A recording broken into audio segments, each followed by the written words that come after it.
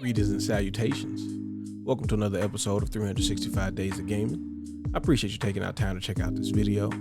Like, comment, share, and subscribe. Greatly appreciate it. See the thing doing the thing. Thank you.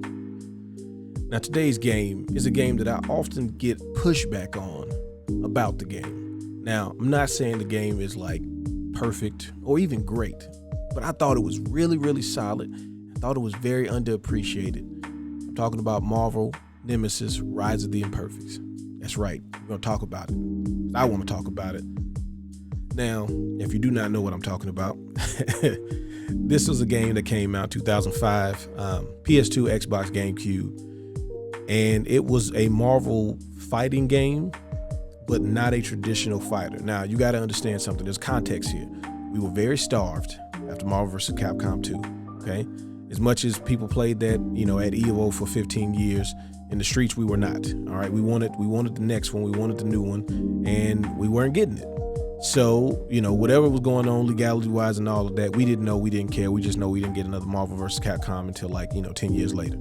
So in the meantime, they're trying to figure out what they can do with the Marvel license to, get something going. And they had the idea to try to make up this brand new story with this new group, but also use existing people. Now, I don't think they get enough credit for being as ambitious as they were with the number of people they put in. Like, this game had Iron Man, Magneto, Spider-Man, all the Marvel staples. They had people like The Thing, Daredevil, Elektra. Like, they were going for it, right? Pretty much anybody who had been in a movie, but that's not the point. They were trying to do something that hadn't been done before, and they had all these imperfects. You had people like Johnny Ohm, and you had the Shadow, and there's like, instead of having the Human Torch, you got like some Fire Chick, and they were trying, man. They really were.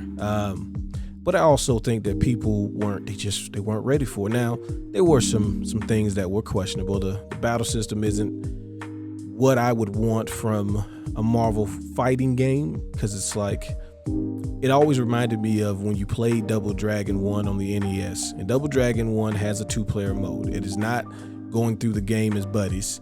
That is only done in Double Dragon 2, but there's a fighting game mode in there, and I always hated it. And I always was like, if this is the way we got to play 2 players, I would rather take turns.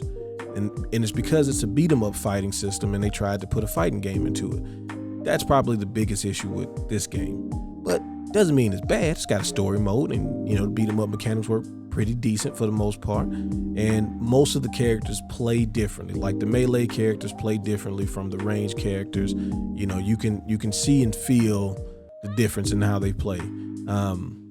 There was always this joke we used to make, though, that like some of the movements are kind of off. Like, Daredevil controls the way Spider-Man should control, and Spider-Man controls where Daredevil should control. But the game wasn't awful, and I always thought, like, especially for a new game, that this was not a bad jumping off point. This was not a bad way to start. We needed to set the groundwork, and then we could jump into a more polished and complete and what we wanted experience. I mean, they had online in 2005. That was not common. They were going for it.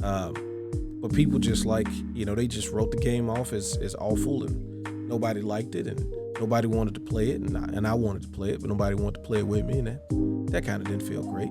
But no, I just thought this game was really solid, and thought there was something there that just kind of went untouched. But also, we did end up getting Marvel vs. Capcom 3, so everything was right with the world. It's fine now. But I always remember this game. It just always sticks in the back of my mind. And like I said, when I bring it up, people look at me crazy, like, Rise of the Imperfects. Who wants to who liked that game? Me. I did. I liked it. Didn't think it was that bad. Maybe you should open yourself up a little more and enjoy some stuff. But anyway, if you played this game, let me know your thoughts on it. Did you enjoy it? Did you not? I'm not gonna take it personal if you didn't. But did you like it, the Imperfects? I was impartial to Johnny Ohm, just because he's using lightning powers. I think that's cool. But if you remember anything from this game, I'd love to hear your thoughts on it. And if you have not played this game, don't listen to the haters and say, that it's bad. See for yourself.